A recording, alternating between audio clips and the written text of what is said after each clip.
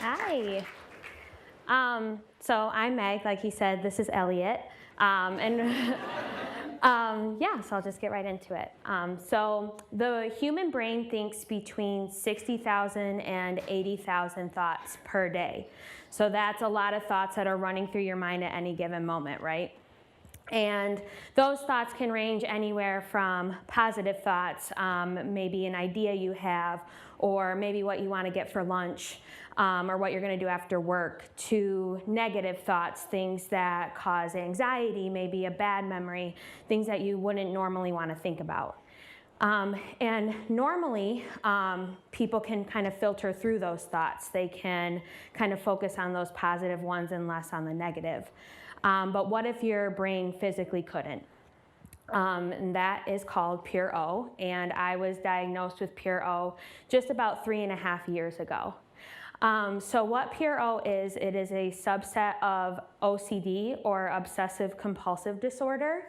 And I know what you all are thinking when you think of OCD. You think of what's portrayed in the media, right? Like someone flipping a light switch on and off 10 times before leaving a room, or the way they like their pens organized on their desk, or if someone's really neat and tidy in their home. But really, those compulsions that you're seeing are a result of obsessions.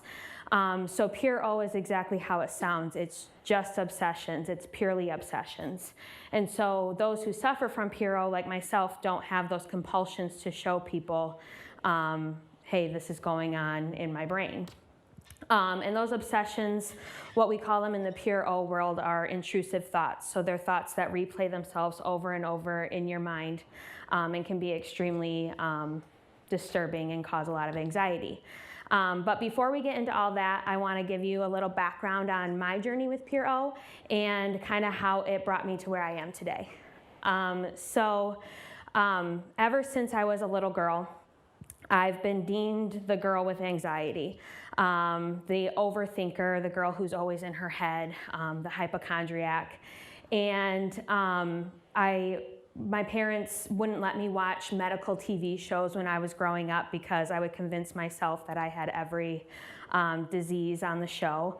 One in particular I was watching, because I would still sneak watch them even though I wasn't allowed to.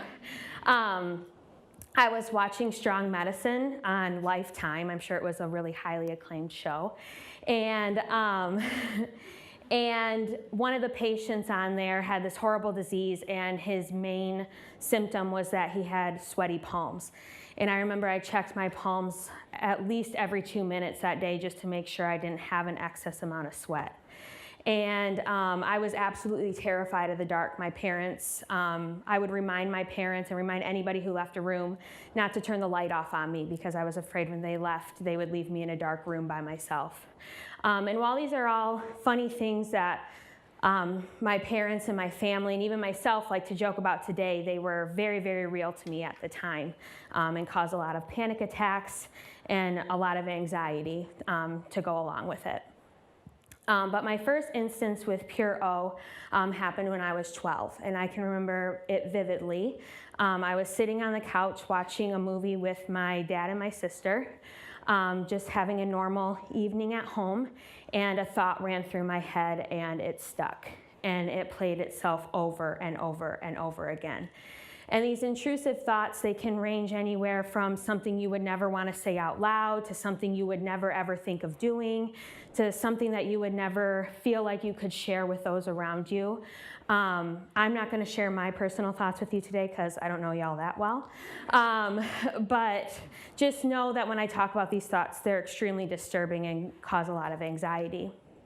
And so here I am, this 12-year-old girl sitting with my parents and my sister, and I got this overwhelming pit feeling of guilt in my stomach because I'm like, I'm 12, why am I having thoughts like this? There must be something wrong with me. I can't tell my parents or my sister what's happening. I definitely can't tell my friends at school what's happening because they wouldn't understand. And so this caused that anxiety I had before to heighten, and it caused my panic attacks to heighten, and it caused kind of a rift between me and my parents because I couldn't tell them what was going on in my own head. And so because of those symptoms, my parents had me go see a psychologist, and it was the first time I had ever seen a psychologist before. And so we made the appointment, and I went, and I just straight up told her my thoughts. First person that I ever told what my thoughts were to. And she told me that I was just going through puberty, that I just had a heightened level of hormones at the time. It was probably something that I would get over. And while that gave me a little bit of closure, and it definitely gave me an end date, it didn't help them go away. They still affected me. And Pure O is definitely something newer, so I think that the psychologist at the time probably just didn't know what it was. And so I kind of walked out of that appointment, or out of those appointments, with at least a little bit of a solution, but not really. And another common timeline with those who have Pure O is that you get a little bit of a break.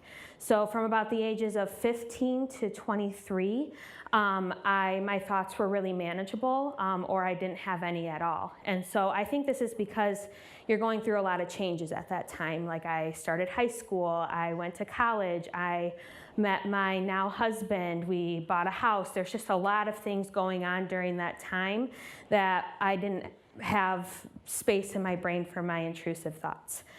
But then the thoughts came back, and they came back with a vengeance, and they came back about 200 times worse than they were before. And again, I can remember I was sitting on the couch. It must be something about sitting on the couch.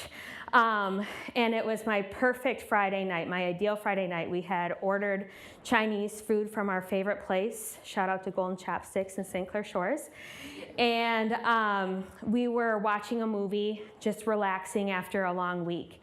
And a thought popped into my mind, and it played itself over and over and over and over again.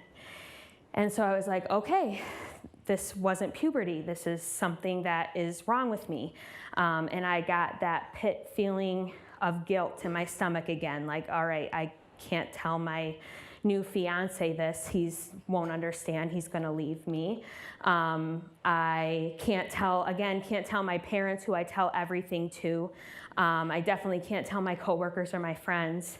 And so again, those anxiety symptoms came back, my panic attacks came back, and I just was in kind of this depressed state for quite a while. And so I decided, because the psychologist didn't go how I had planned last time, I decided to go to my primary care physician this time, because I'm like, okay, this isn't just puberty. And so went to my primary care physician, and I was absolutely terrified to go, because I was like, she's going to cart me away, they're going to put me in handcuffs, I'm going to go to a psych ward. Like this, it was really, really scary for me. And so I went and I told her my thoughts, second person ever that I told my thoughts to. And she listed off some of those symptoms I was having, the panic attacks, anxiety, those depression feelings. And I checked all of her boxes, yes, and she said, all right, I'm going to refer you to a psychologist. So I was like, all right, cool, didn't get carted away. I'm still here, like I'm just gonna go see a psychologist again.